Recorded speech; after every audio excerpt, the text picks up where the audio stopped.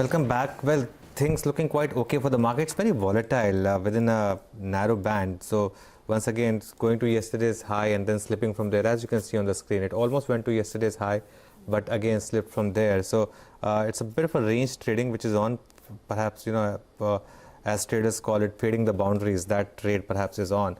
IndusInd Bank, Yes Bank, couple of stocks which stand out. Mitessh Thakkar is back with us. So Mitessh, back to the range of yesterday. Now, what's the call? On the index, is there any trade or are you avoiding it? And what about the individual stock calls? So Anuj, we haven't taken a fresh trade on index. We had some longs beyond 12,150, half of which were booked, or nearly half of which were booked around 12,280. And I think around 12,300, 320 would be some supply pivot. 12,200, 180 becomes your buying zone. So in case I get a dip, I'll add more. Otherwise, hold on to the positions which you have and try and carry on with them. The stock calls that I have two buy calls. The first one is a buy on Shriram Transport Finance with a stop at 1145 for targets of 1200. And Havells is a buy. It needs to get past these levels of 652, 653 as the intraday pivot. So buy above that, keep a stop of 645 and look for 667 as the target. Okay, Mitessh, just one follow through on Z Entertainment. It's been a good week for Z. It's up 7% now in 2 days between yesterday and today.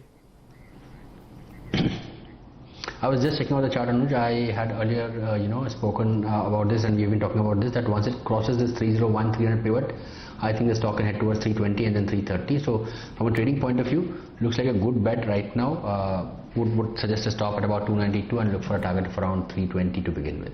All right, Mitessh, thanks a lot for joining us and giving us your technical ideas. It's a very, very flat market at the moment. So let's do one thing as we wind down on the year and on the decade. Let's take a status check on one of the government's most ambitious projects at the moment, the Dedicated Freight Project. Anurag Kumar Sachan, the MD of Dedicated Freight Corridor Corporation of India, is with us. Good morning, Anurag. Thanks so much for joining us. But before we go over to you, let's just set the stage for this discussion. Anisha, my colleague, is here for a status update and the read-through for the equity markets. Anisha. Well, the Dedicated Freight Corridor is part of government's ambitious project to link the 4 metropolitan cities through railways for the exclusive movement of goods. Now, this 82,000 crore project was initially approved in 2006 to reduce logistical delay and spur the economy, with an expected completion date of around 2016 to 2017. However, after many delays and setbacks, it is finally closer to the light at the end of the tunnel as trial begins for some of the stretches of the corridor. Currently, the government has commissioned 2 parts of the corridor, while the Western DFC will cover about 1,500 kilometers from Jawaharlal Nehru Port near Navi Mumbai to Dadri in Uttar Pradesh. The Eastern DFC covers over 1,800 kilometers from Ludhiana in Punjab to Dankuni near Kolkata. Now, as per the latest government report, more than 2/3 of the project is complete with over 68% physical progress. In fact, Citi says that parts of the Western DFC and the Eastern DFC have already been commissioned, and the entire project is targeted to be completed by 2021. Now, in terms of the economic impact, Citi believes that Concor remains the best play on commissioning of DFC. Their rationale is that post-DFC implementation, capacity on freight trains will potentially go up by 4 times. Also, the turnaround time would potentially reduce by 3 times. However, on the flip side, freight traffic from Gujarat-based ports like Mundra and Pipavav might get shifted to the Western DFC, which might not be that greater news for ports like Adani as well as Pipavav. Back to you. Okay, thank you very much for that initial thoughts, Anisha. With that backdrop, let's invite Anurag Kumar Sachan, the Managing Director of the Dedicated Freight Corridor Corporation of India. Mr. Sachan, thank you very much indeed for joining us. Well, first up, if you can tell us what is the... Good morning and thank you very much for inviting me. Okay. What are the expectations in terms of completion by calendar 2020? Do you see a substantial improvement in the corridor, and which segments of the corridor? First of all, I'd like to tell you that for any any economy to grow, transport logistic is very, very important. And as it has been told that we have a golden quadrilateral connecting all 4 metropolitan cities with the road network and the rail network. And this carries 60% of the total freight traffic and 40% of the traffic on the road traffic. So that's why the entire golden quadrilateral is fully congested. And that is the reason that we spend almost 14.4% logistic cost of GDP, which comes to around 45 million US dollars, which we lose every year.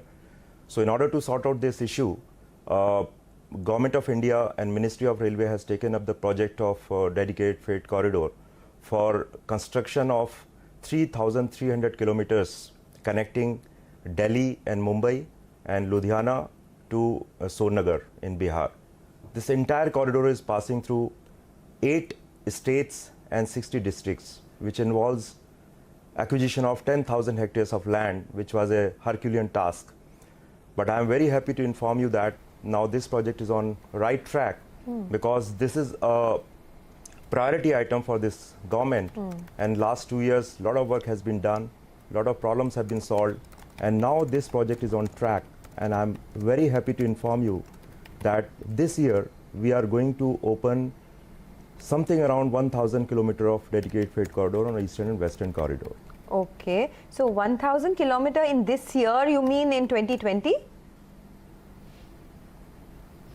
That's right, up to March 2020. Up to March, all right. FY20. FY20, all right. But if you can just tell us, out of this 1,000 kilometers, what is the percentage of contracts that has been awarded already? I mean, what is the quantum and how much of it are civil contracts under both the Western and the Eastern DFC? All the contracts are in place on both Eastern and Western corridor, and I am very happy to inform you that we are already running trial trains on Eastern corridor in a stretch of about 200 kilometers between Khurja and Badan, and we run almost like 15 to 20 trains, and as a result the load on Indian Railway, that is in North Central Railway, has reduced, and it has improved the punctuality of North Central Railway. And similarly, on the Western corridor, we have completed the work from Rewari in Rajasthan up to Madar, that is very close to Ajmer, which is about 300 kilometers. And we are starting trial run from 27th of December. Okay. And one more thing I want to tell you, that on Indian Railway, the average speed of goods train is hardly 23 kilometers per hour because of the mixed traffic and because of the congestion. But now we have conducted trials on Western corridor that our trains will run at a speed of 100 kilometers per hour with an axle load of 25 ton, which is not there on Indian Railway. And we'll get the average speed of freight trains something around 65 to 70 kilometers per hour. As a result, we can transport any goods from, say, Bombay to Delhi within 24 hours. Okay. That will be a great boon for the economy. Okay, can you, you said Rewari to Ajmer in the Western corridor. Eastern corridor, you said Khurja to which part? That's right. 200 kilometers? Khurja to Badan has already been completed, which is short of Kanpur. Okay. And up to Kanpur also, we will be completing by March 20. That is next 3 months. Okay. So can you give us some idea what is the likely stretch that will be ready by the end of FY21? That is, I'm speaking of now March 2021. By March 21, we are very confident that we'll be able to connect from Dadri up to Sonnagar on the Eastern corridor, and from Dadri up to Baroda, and in fact we can reach right up to Bombay. In Bombay, there are some issues of there, like for settlement of non-title holders, 3,500 settlements have to be taken place. So that may take little time, but we are very confident that all problems have been sorted out. There is a very this present government is focused on this infrastructure project, and we are getting all kind of help from ministry and from the PMO. So we are very confident that there will not be any delay beyond December 21. So you reach JNPT in March 21 is the current plan? No, for JNPT, our target is December 2021. Okay, okay. So where do you reach in March 21? Which port? Yeah. You don't reach any port? By March 21, we'll be able to connect all those Pipavav, Mundra, Kandla, Okay. All those major ports on the western corridor will be connected, Okay. except JNPT. JNPT will go up to December 21. Okay. Okay, so JNPT could take another perhaps 18 to 24 months. So that's about the western dedicated freight That's corridor. right. Just on the eastern, I wanted to understand the Khurja-Badan section that has been completed. But this Bhadan-Bhaupur section, by Yes. when do you think you could complete that? And, you know, if you can just tell us section-wise commissioning, you know, what is expected, say, up until December 2021? Yeah, up to Bhaupur, that is almost Kanpur, our track linking has already been completed and system work is in progress. And we are very confident that by March 2020, that is just after 3 months, we will be able to complete the work. So Khurja to Bhaupur, which is 350 kilometers, will be completed by March 2020. And beyond that, from Sonagar to Mughalsarai, which is 126 kilometers, will be completed in December 2020. You mean the next financial year itself, in Got December that. 2020. So clearly the west is And progressing a from little Khurja- faster. Yeah, Okay. that's right. Mr. Sachin, what does this mean in terms of orders that you will give? How many thousands of crores of orders should one expect in FY21 from the DFC? No, you mean what kind of orders? I couldn't get it. No, I assume there will be more civil orders to issue, or have you tendered for the entire stretch? Okay. So I will like to tell you that in entire eastern and western corridor, all major contracts are in place and the works are in progress in entire stretches. We, in the last financial year, we have spent 10,800 crores on contracts itself. And this year again, we are very confident we will be able to spend something around 11,000 to 12,000 crores. And that is how we'll complete the entire work by December 2021. Okay. Are there any challenges that you're facing as far as Funding? the funding, or even, you know, I mean, anything else that could perhaps delay some of these, the commissioning of some of these phases? One of the serious challenge was land acquisition, because we are passing through 8 states and 60 districts, include states like UP and Bihar. We face a lot of law and order problems also, but I'm very happy to inform you that with the support of the PMO and the Ministry of Railway and Honorable Minister of Railways, we have sorted out a lot of issues as far as land acquisition is concerned. One problem which we are facing is our contractors are facing cash flow problem, because availability of working capital is an issue because of maybe some banking sector issues. So that is one problem which we are facing at the moment. Okay, but Working capital for the contractors. But all your agencies. projects are on PPP basis?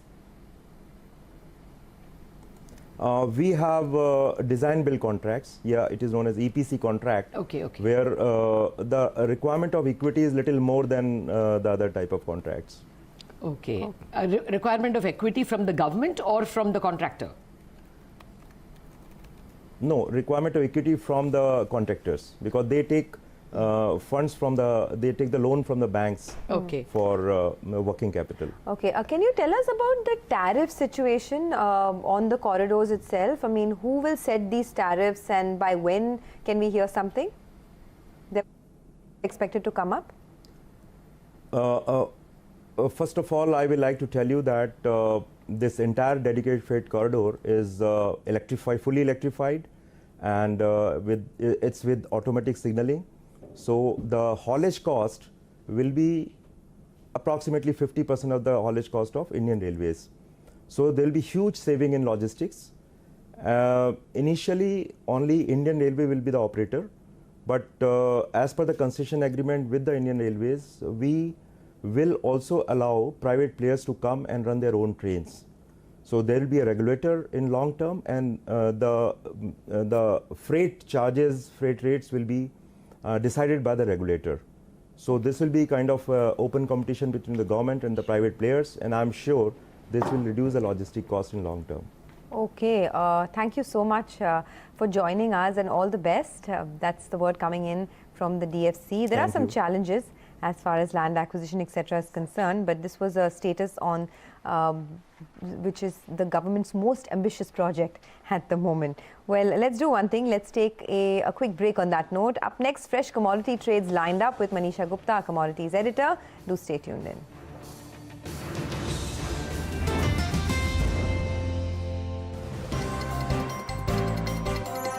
"20 years of leadership in business and beyond."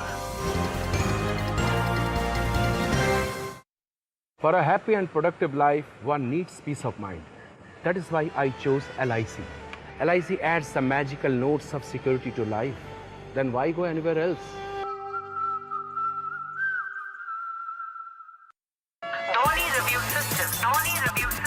Cast 24 में एक visit में car बेचो। मैंने खुद review किया है, मेरी मानो।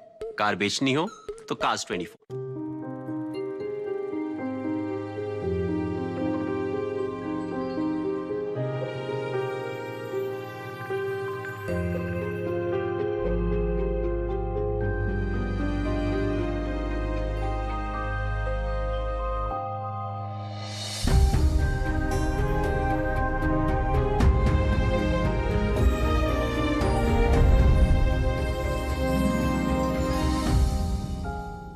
Sometimes work calls unexpectedly.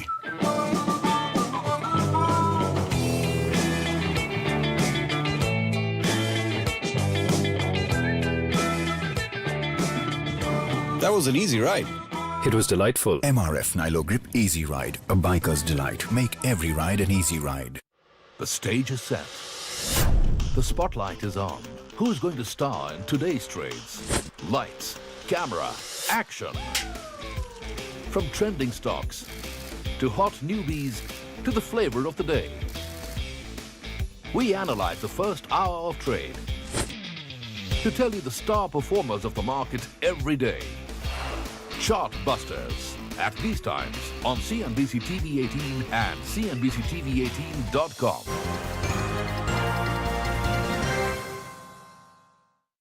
Brought to you by American Express Platinum Card. Metal makes it possible. And Motilal Oswal. Think equity, think Motilal Oswal. 20 years of leadership in business and beyond.